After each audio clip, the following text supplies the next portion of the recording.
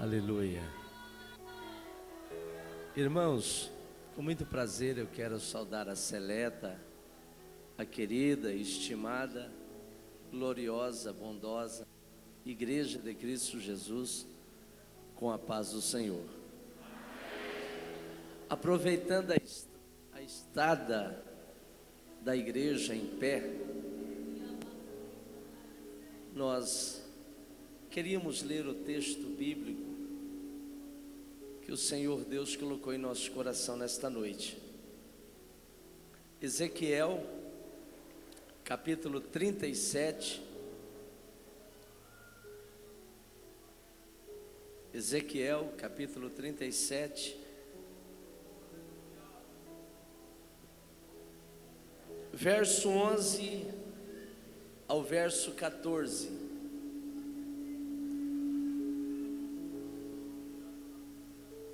Assim diz o texto: Então me disse o filho do homem: esses ossos são toda a casa de Israel. Eis que dizem: os nossos ossos se secaram e pereceu a nossa esperança, nós estamos cortados. Portanto, profetiza e dize-lhe: assim diz o Senhor Jeová: eis que eu abrirei as vossas sepulturas e vos farei sair das vossas sepulturas, ó povo meu, e vos trareis à terra de Israel, e sabereis que eu sou o Senhor, quando eu abrir as vossas sepulturas e vos fizer sair da vossa sepultura,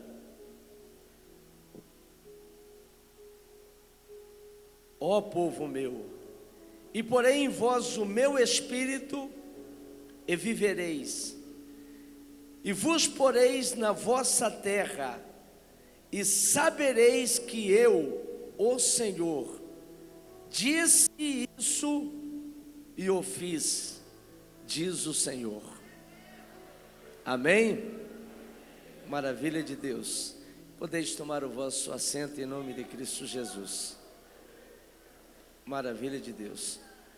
Irmãos, é com muito prazer que pela segunda vez estamos aqui partilhando desse trabalho lindo, bonito, desse congresso, e poder rever aqui amigo, grande companheiro, o pastor Antônio Duarte, a nossa irmã Nivalda.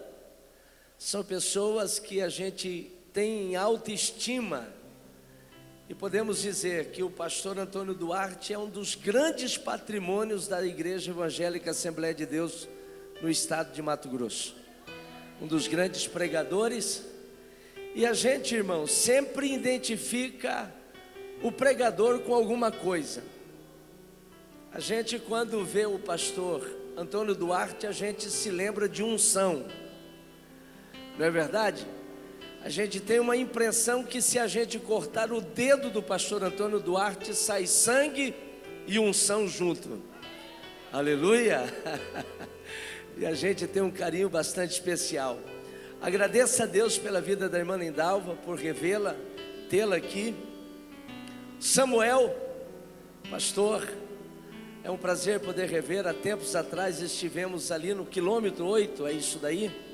Eu até disse para o pastor Samuel, parece que tem um ditado que diz que a igreja é a cara do pastor, né? Mas lá parece que a igreja é um pouquinho mais bonito.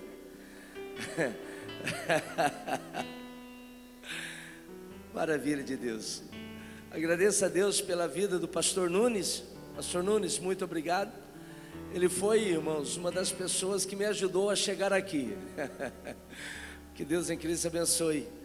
E também, com muita alegria, rever o Otoniel. Faz assim, Otoniel. Otoniel, irmãos, é um obreiro que todo pastor gostaria de ter na sua igreja. Que Deus em Cristo abençoe a sua vida. Amém? Prazer em rever a Jeane, seu esposo. Que Deus em Cristo abençoe de uma forma poderosa. Irmãos, repita comigo o tema: da sepultura do fracasso ao pódio de uma vitória. Vamos lá? Vamos lá? Da sepultura do fracasso ao pódio de uma vitória. Isso aqui, irmãos, é até pedagógico. Vamos repetir? Pelo menos o tema você vai sair daqui lembrando. Vamos lá? Da sepultura do fracasso ao pódio de uma vitória. Maravilha de Deus. Irmãos, quando a gente reporta para esse texto bíblico aqui, a gente tem que nos mergulharmos na história para poder compreendê-la. Tudo começa quando Deus chama Israel. O amor que Deus tinha para Israel era algo ilimitado, algo extremamente grande. Israel nasce entre todas as nações, como um povo pequeno, como uma nação frágil, mas ao longo dos tempos ela vai ganhando forma, ela vai fazendo história, até que um dia ela adentra na terra prometida. Ela já se torna uma nação grande, e à medida com que o tempo foi passando, o histórico da vida de Israel foi maculando as suas atitudes, foi maculando o seu comportamento. Israel, ele se orgulhou, queridos, e a letargia espiritual começou a tomar conta de Israel. Deus tinha pedido que Israel se tornasse um povo exclusivo. Israel se mistura, começa a praticar as mesmas coisas que as outras nações praticavam. Deus começou a levantar muitos profetas, mas os ouvidos do povo se fecharam. Eles até cultuavam, mas começaram a mesclar a adoração com outros tipos de deuses. Foi aí que Deus, Ele levanta profetas igual Jeremias, e a profecia de Jeremias foi uma só: passou a cega, findou o verão, e nós não estamos salvos. Já fazia aproximadamente 100 anos que o reino do norte tinha sido levado cativo para a Síria, e de lá o povo nunca tinha voltado. Jerusalém ainda estava intacta, Judá ainda estava intacto, mas agora vem o juízo de Deus. Deus fala através de Jeremias: não tem por onde correr, vocês serão entregues na mão dos babilônicos. Ele não foi, irmãos, amado pelo povo. Essa profecia não traz ibope, essa profecia não faz o pregador ser querido. Jeremias, ele foi odiado, jogado no calabouço, mas ainda continuou com a mesma mensagem: vocês serão entregues na mão dos babilônicos. Um dos grandes contemporâneos de Jeremias foi Abacuque. E Abacuque, uma certa vez, ele entra na presença de Deus e diz: Deus, até quando? O Senhor não está vendo o que está acontecendo com a nação? O Senhor se mantém calado. Deus chama Abacuque e diz: Abacuque, eu vou entregar esse povo na mão de Babilônia.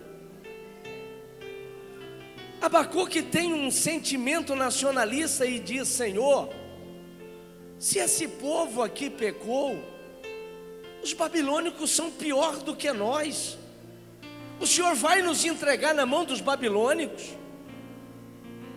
Deus dá uma mensagem para Abacuque dizendo: Abacuque, escreva a visão, escreva numa placa que até aquela pessoa que passa correndo tenha condição de olhar e ver. Senhor, o que eu vou escrever?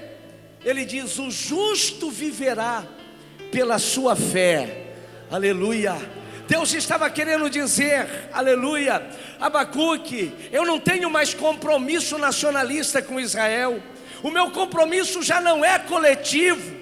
Aquele que tiver a fé, aleluia, ele vai manter a vida, ele irá e vai voltar, aleluia. Irmãos, Deus estava querendo dizer o que faz a diferença entre crente e crente, aleluia, não é a sua posição, mas a sua fé, aleluia, louvado seja o bendito nome do Senhor. Abacuque entende a mensagem e escreve uma das frases mais lindas: ainda que a figueira não floresça, ainda que não haja fruto na vide, ainda que não haja vaca na malhada, eu vou transliterar e colocar nos dias de hoje: ainda que eu seja mandado embora, ainda que eu não tenha salário-desemprego, ainda que eu não tenha recurso nenhum para a minha vida, eu me alegrarei no Senhor e exultarei no Deus da minha salvação. Os profetas avisaram, mas não teve jeito. Babilônia invade Jerusalém. O templo de Salomão, uma das 7 maravilhas do mundo, é derrubado. Aquele histórico de glória, pastor, que Israel tinha. As nações conheciam Israel como o povo que andou pelo deserto, o povo que venceu a cidade de Jericó e derrubou os muros daquela portentosa cidade. Israel era conhecido como o possuidor da arca, a presença do Deus vivo. Mas naquele dia a vergonha tomou conta de Israel, porque aquele povo forte estava sendo agora levado preso, cativo, servindo de escravo. Por 3 levas, as nações conduzidas para a Babilônia. Olha para mim aqui, irmãos. Babilônia foi para Israel pior do que o próprio Egito. O Egito, o povo tinha até saudade, mas lá na Babilônia, o sacerdote se lembrava do templo e se lembrava dos hinos que cantavam. Os escribas se lembravam daqueles cultos e do ensino que eles davam, mas agora estava preso, agora eram escravos.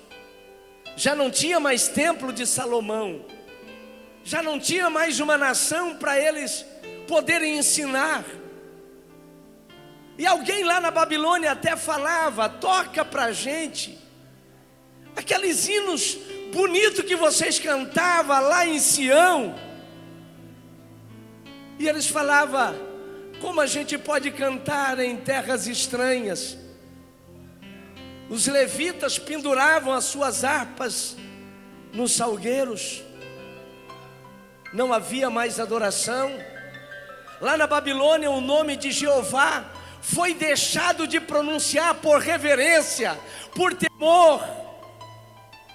Havia ali, irmão, um peso da consciência. Escuta-me, por favor. Diz que a consciência é como se fosse a mão de ferro com luvas de veludo. Ela vai apertando, ela vai doendo, ela vai nos conduzindo para uma reflexão. Foi exatamente aqui, queridos, que Ezequiel profetizou. Ezequiel foi contemporâneo de Daniel. Ezequiel foi quase contemporâneo de Jeremias. Jeremias fica em Jerusalém destruído. Ezequiel é levado para Babilônia. E no caos daquela vida, Deus chama Ezequiel e diz: Ezequiel, eu quero trazer uma mensagem para o meu povo. Aí Deus pega Ezequiel em espírito, olha para mim aqui. Deus pega Ezequiel em espírito e leva lá em um vale de ossos secos. Coloca Ezequiel no vale de ossos secos. E uma coisa interessante diz: eu quero que você ande no meio desses vales de ossos secos. Ezequiel começou a olhar, naquela visão, analisar aqueles ossos ressequidos. E de repente Deus fala: Ezequiel, você já olhou assim? Examinou assim? Esses ossos podem voltar a viver? Ezequiel olha aqueles pedaços de osso seco. Irmão, não estava seco, estava mais do que seco, estava ressequido. Ele olha e diz: Senhor, Tu sabes, Senhor. Ele estava querendo dizer: Senhor, eu não vou falar nada, quem vai determinar esse negócio é do Senhor. O Senhor sabe, aleluia.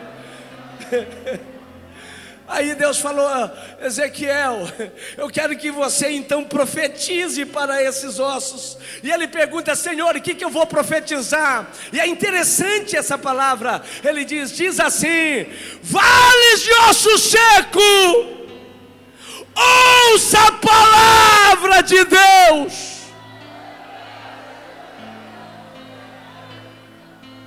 E eu queria ver o replay dessa visão. Ezequiel, irmãos, estufando o peito no meio daquele vale de osso seco e gritando: vales de osso seco, ouvi a palavra de Deus. E a Bíblia diz que houve aquele rebuliço. E quando eu entrei na igreja aqui, vi aquele negócio de glórias a Deus, aleluia, esse ambiente gostoso. Pastor, não, está sumindo das nossas igrejas esse negócio, esse barulho gostoso, esse barulho de glória. É verdade, não é, Lindalva? A gente tem pregado por aí, irmão. Olha, parece que muitas igrejas já têm abandonado esse negócio de dar glórias a Deus, aleluia. Tem igreja que os outros faz até charminho para dar glória, até faz assim, olha para mim. Aleluia.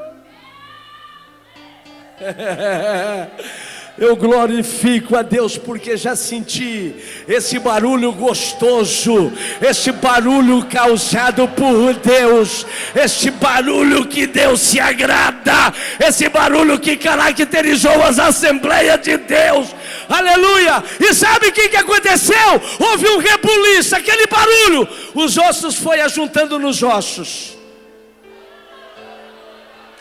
Com aquela profecia veio os nervos, daqui a pouco veio a carne, e daqui a pouco a pele veio sobre cada um daqueles indivíduos.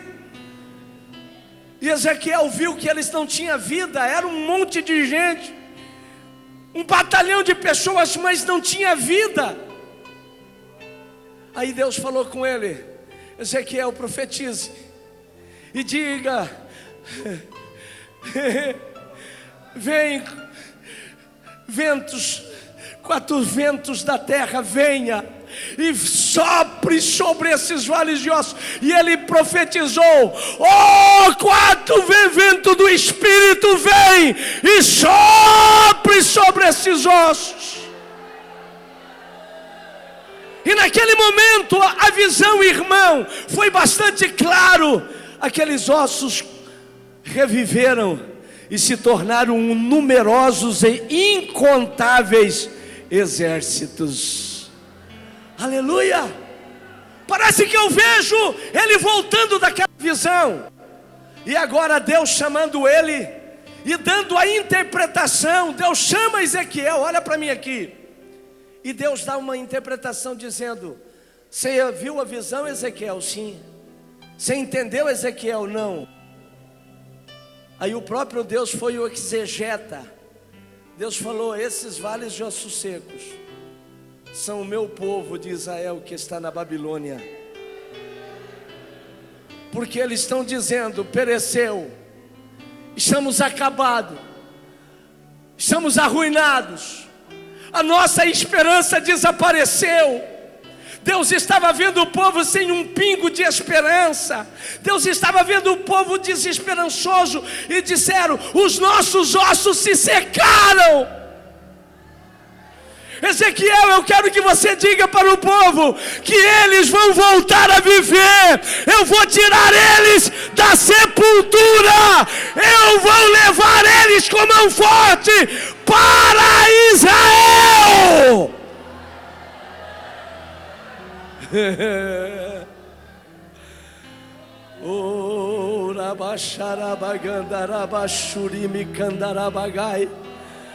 Aleluia. Deus estava querendo trazer uma mensagem dizendo: eu vou restaurar, eu vou restaurar. Eu vou trazer vida, eu vou dar vida novamente. Irmãos, aleluia, sabe o que eu vejo nesse texto? É que Israel é uma representação de quem, pastor? Primeiramente, é uma representação de quem fracassou. Quantos crentes fracassados, quantos companheiros que na trajetórias da luta eles erraram. Quantos crentes que nesta noite estão aqui amargurando derrotas da vida, de tentativa que não deu certo, de projeto que foi para lata de lixo. Ai, Tchei Kandarai. E quando eu orava nesta tarde dizendo: Deus, qual é a palavra? Deus falava comigo: fala para meu povo que eu vou restaurar, que eu vou fazer de novo, que eu vou dar vida.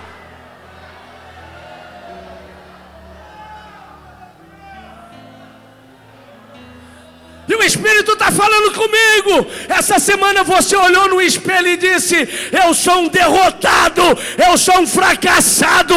Deus me traz nessa noite aqui para te dizer: eu vou te reerguer, eu vou te levantar a esperança para você.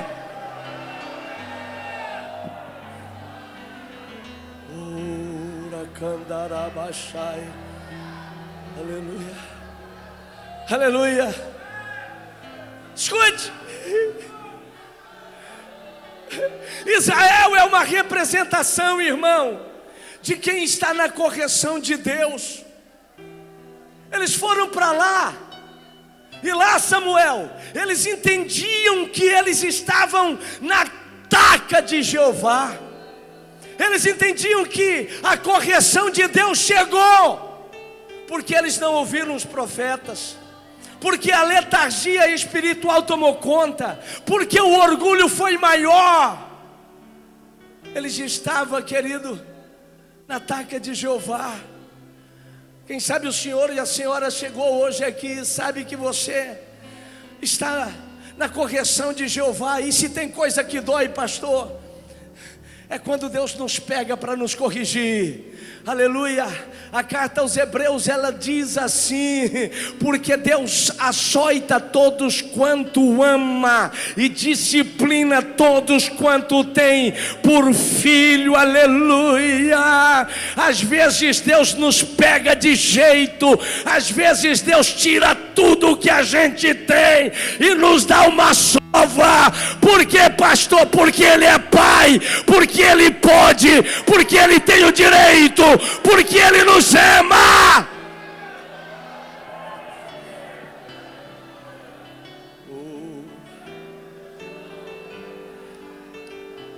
Aleluia.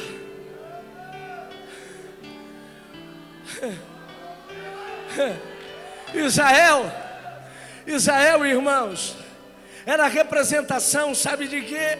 Daquelas pessoas que estão vivendo a vergonha da circunstância. Olha para mim aqui, você vai entender o que eu quero te dizer. O passado de Israel era de glória até Babilônia. Babilônia foi a vergonha nacional. Já não tinha mais a arca, desapareceu. Aquele povo que era imbatível, agora está batendo marreta em Babilônia. Toda a nação ficou sabendo. O povo ficou envergonhado, maculou o passado, comprometeu o presente, tirou a esperança do futuro. E quando eu pregava, e quando eu estava orando a Deus, Deus mostrava a radiografia da tua vida. Envergonhado porque o teu filho está na droga, envergonhado porque o seu esposo é fumador de maconha, bêbado na rua. Deus me mostrava aqui a situação de muito obreiro que lutou, batalhou, mas hoje se vê envergonhado porque a sua família não está correspondendo com aquilo que ele prega. E Deus falou comigo: diga para o meu povo, eu vou tirar o opróbrio, eu vou tirar a vergonha.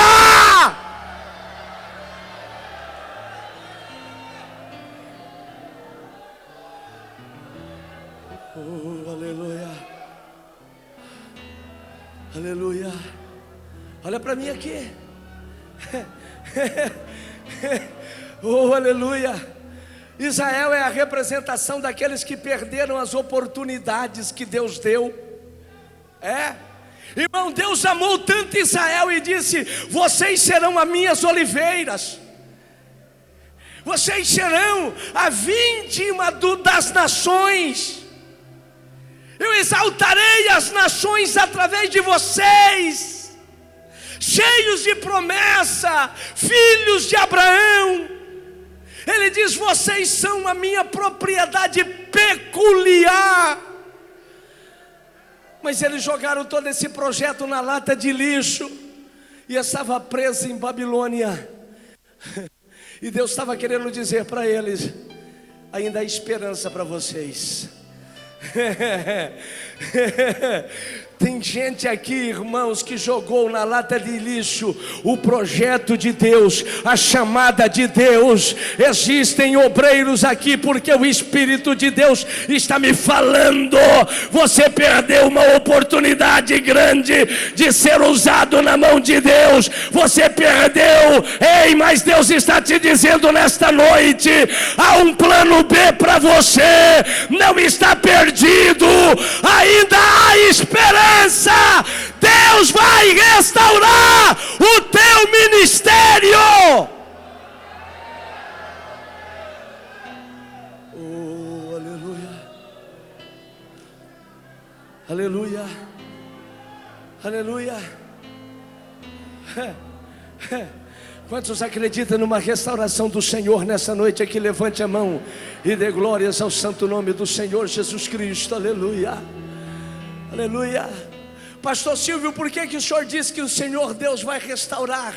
E eu extraio do texto aqui algumas razões. Primeiro, sabe por que Deus vai restaurar a tua vida? Sabe por que Deus não virou as costas para você? Sabe por que esta noite vai ser um memorial na tua vida como nunca houve em outra circunstância? A primeira razão é porque Deus te ama. Vira para o teu companheiro e diz: Deus te ama. Aleluia. Irmãos, o povo foi para a Babilônia. O povo estava na mão estava no cativeiro, estava na mão dos caldeus, mas não deixou de ser amado por Deus.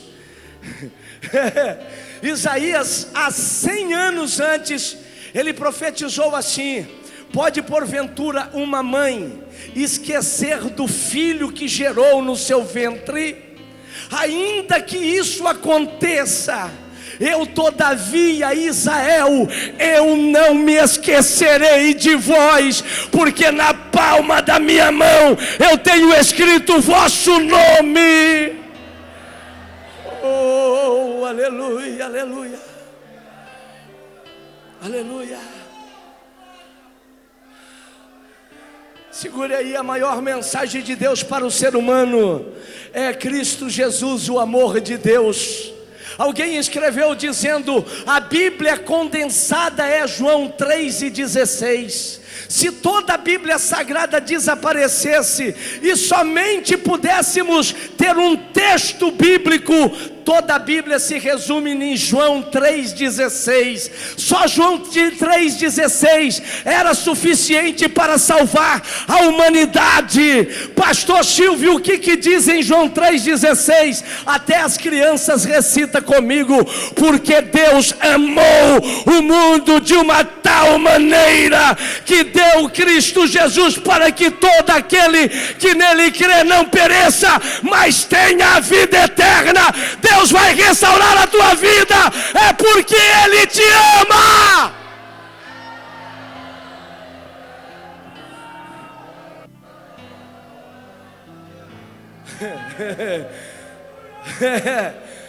Irmãos, esse negócio de amor tem coisas que é ilógica, foge da lógica. Alguém escreveu dizendo que o amor tem razões que até as próprias razões desconhece. E eu pude ver o que era um amor espelhado por uma mãe. Estava lá em Cuiabá, 5 horas da manhã, descendo para levar um irmão para o feira municipal, quando subitamente na 15 de novembro, um corpo caído, o sangue escorrendo, uma multidão de pessoas arrodeado aquele corpo. Eu desci do carro para ver o que era. Fiquei lá até saber que naquela madrugada aquele cidadão tentou roubar uma das lojas ali perto. O proprietário já estava esperando, houve trocas de tiro, e aquele ladrão foi mortalmente ferido. Ele tentou correr, mas caiu bem na esquina. A gente estava rodeado aquele corpo, irmãos, olha para mim aqui, aquele corpo caído no chão, e todos nós em volta dele dizendo: bem feito, todo ladrão tem que morrer mesmo. Se todo mundo fizesse isso, estava acabando, tinha acabado já com os bandidos. Aquele sentimento de justiça estava nos apoderando. A gente estava até elogiando o proprietário que atirou nele.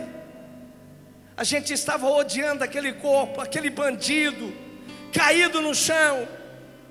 O dia estava raiando, quando de repente um táxi para.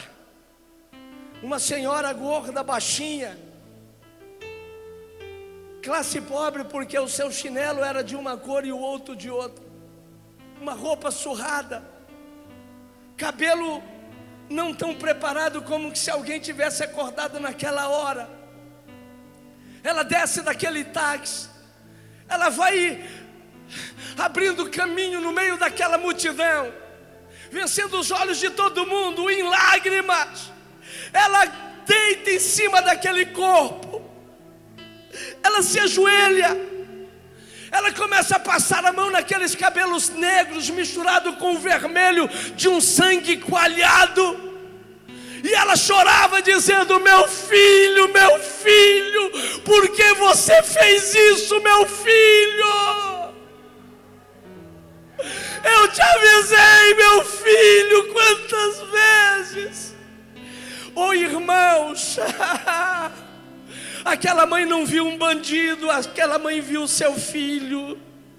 Aquela mãe não queria nem saber o que ele estava fazendo, era o seu filho, aleluia. Aquela mãe venceu as críticas de uma multidão que estava acusando aquele bandido caído no chão, mas ela simplesmente passava a mão aonde foi mortalmente ferido e dizia: filho, meu filho, e beijava aquele corpo. Ai, queridos, naquele momento a gente não sabia o que pensava. Naquele momento a justiça deu vazão, porque o amor tomou conta. Uma flecha transpassou na nossa alma, e a gente agora, irmão, não sabia o que pensava, porque a justiça foi foi vencido pelo amor. Ei, olha aqui para mim. Ele disse: se a tua mãe não te ama, aleluia, se ela te esqueceu, eu não vou esquecer de você. Deus te ama! Deus te ama!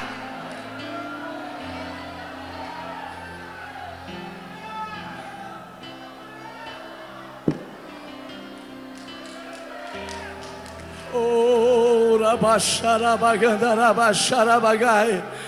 Aleluia, aleluia, aleluia. Aleluia, aleluia. Aleluia, aleluia. Deus não quer saber o que você fez nessa noite aqui. Deus não está interessado em saber a sua culpabilidade. Ele está olhando para você e te dizendo: eu vou te restaurar, eu vou te levantar, vai haver uma segunda chance. E sabe por quê? Porque eu te amo. E ponto final. Deus te ama. Olha para o seu irmão e diz: ei, acorda, Deus te ama.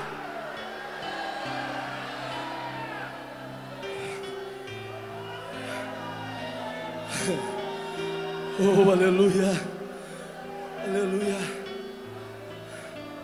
Olha para mim aqui, irmãos. Sabe por que eu creio que Deus vai restaurar vidas nessa noite aqui, pastor? Sabe, pastores, porque eu creio que ainda Deus efetua a restauração. Eu creio na glória, na misericórdia e no mover de Deus. Olha para mim aqui. Sabe por que Deus vai restaurar a tua vida? É porque você é dele. Você não entendeu. Eu estou te dizendo, você é patrimônio particular de Deus. Eu olho para Lucas e vejo uma ovelha que sai do aprisco. Eu vejo uma dracma que se perde do molho. Eu vejo um filho que se afasta da casa do pai. Mas eu vejo uma ovelha que, embora saiu do redil, não deixou de ser ovelha e não deixou de ser do pastor. Ele diz: é meu e eu vou atrás, é meu e eu quero, é meu e eu vou buscar. Deus vai restaurar a tua vida. Deus não abre mão de você, cara.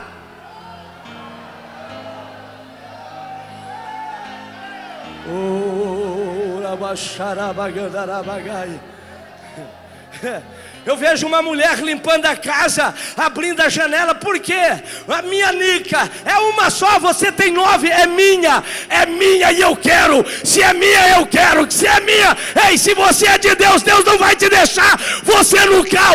Deus não vai te deixar você caído. Deus vai te reerguer. Quantos estão entendendo a mensagem? Levante a mão e dê glórias.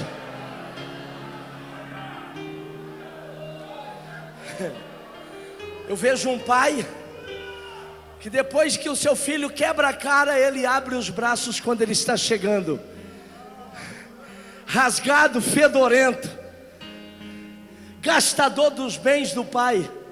Mas era filho, ele diz: é meu filho, é meu. Eu tenho bezerro cevado, eu tenho anel no dedo, eu tenho roupa nova, eu tenho chinelo para teu pé. Sabe por quê? Porque tu é meu filho. Ei, eu quero que você entenda, você ainda é de Deus, você ainda tem a marca.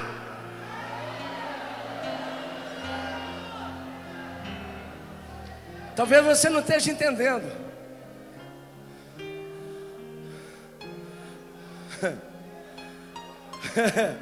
Há tempos atrás, eu viajava por aí, passava de frente a uma fazenda. Estava uma placa bem grande lá dizendo: não entre, propriedade particular do seu fulano de tal. Dava medo. Alguns camaradas entraram lá para pegar algum peixe e não saíram vivos. Todo mundo tem medo.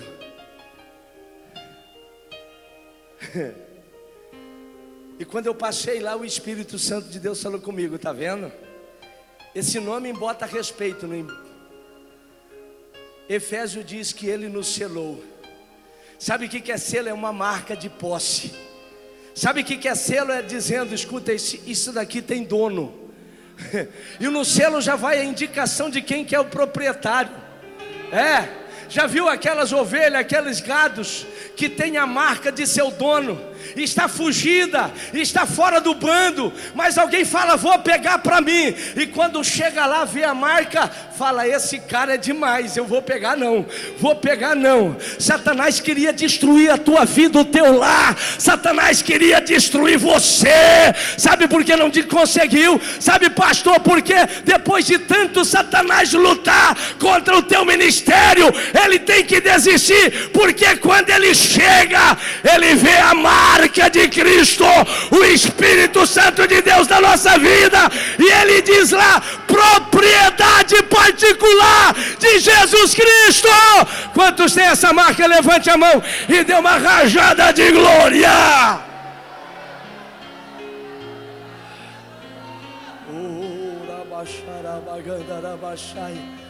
Aleluia. Por várias vezes o texto diz o meu povo, porque o meu povo diz, eu estou perecendo. O meu povo estava lá em Babilônia, mas era de Deus. Estava na taca, mas era de Deus. Não importa como que você está, só o caco. Deus me mostrou você nas minhas orações, mas Ele está dizendo, é meu e ninguém pega, é meu e ninguém toca, é meu, essa juventude é dele. Alguém pode dizer, é rebelde, pastor. Alguém pode até dizer, escuta, essa mocidade já não é como aquela daquele tempo, mas eu acredito nessa juventude. Sabe por quê? Ela é propriedade peculiar do Senhor Jesus Cristo, e diz, é o meu povo.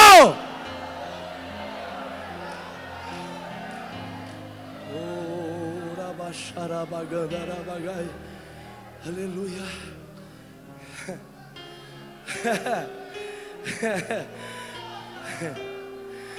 Olha para mim, sabe por que ele vai te restaurar? Sabe por que ele vai te restaurar? O texto aqui está dizendo, é porque ele tem o poder de te levantar. Ele tem o poder de te reerguer. Ei, você não acreditou, você não entendeu. Ele é o único que tem poder de te levantar.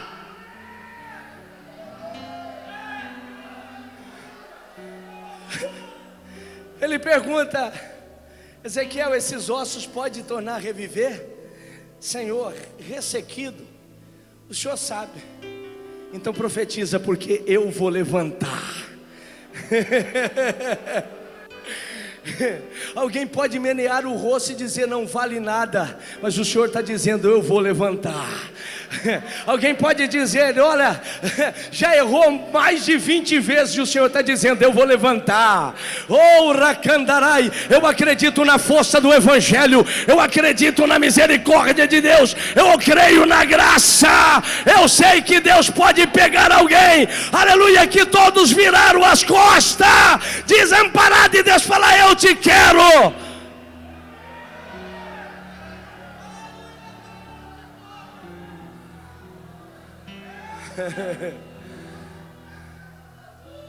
Um jovem congregava comigo. Pastor, aquele jovem veio da rua. Ele não teve predicados nem exemplos de pai. Não conheceu seu pai. A sua mãe se converteu do prostíbulo. Ele se converteu quando um padre fragou ele roubando as níqueis do santo. O padre chama ele do lado e diz, meu filho, procura uma igreja evangélica, eles vão poder te ajudar melhor. E ainda diz, de preferência, a Assembleia de Deus. E ele veio para a Assembleia de Deus. Ele chegou uma certa vez no meu escritório e disse, pastor Silvio, o senhor é a minha única referência, pastor, que eu tenho na minha vida. Mas ele errava, pastor.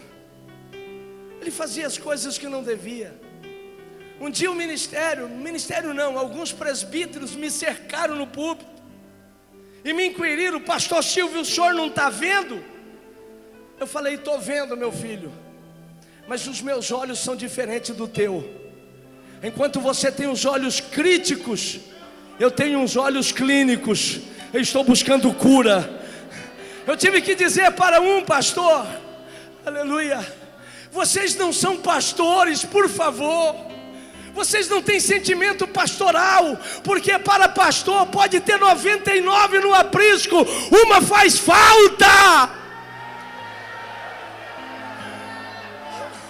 Eu não esqueço, irmão, eu entrei no meu gabinete naquela noite, dobrei o meu joelho em pranto e disse: Deus, eu vou tirar a mão daquele rapaz, eu não vou mais ajudar, eu não vou mais me comprometer, porque eu já estou, Senhor, me comprometendo o meu ministério por causa dele.